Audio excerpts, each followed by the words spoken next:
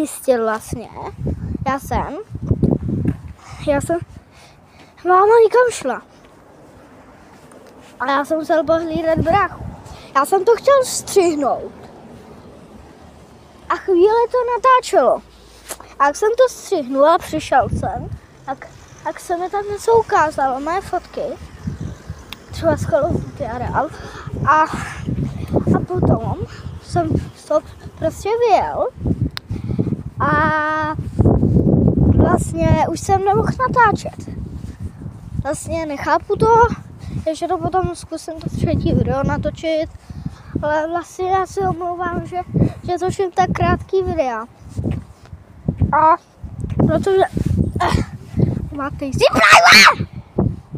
Teď šadu! To zabiju! Já stihnu se ještě zakopat. Počkej, my musíme...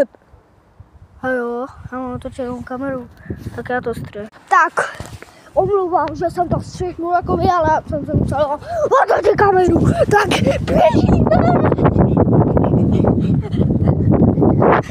Kam? Dneska.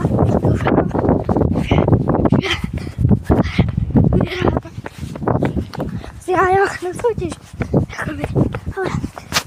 Ale si si vzal.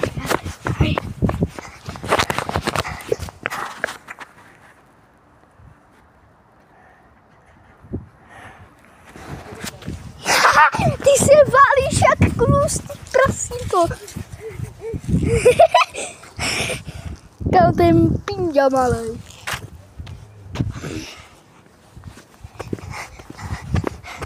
A seno napiju. To se nežeru! Kámo, Jakoby! Tak se nežhoď, Jakoby! Já to nebudu žrát!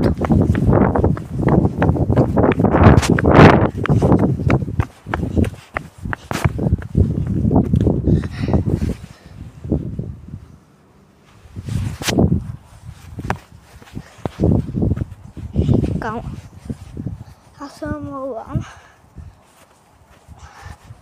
Přišel nějaký cápek mi dát na držku. A jsem se vyhnul. Dal jsem mu do vajíce jednu. Se posral. A potom začala taková bodka, že zrovna tady máma nebyla. Tak jsem mu jednu nakouřil, druhou, třetí, pátou. A na pátou už si řekl, hele, jakoby, buď v klidu.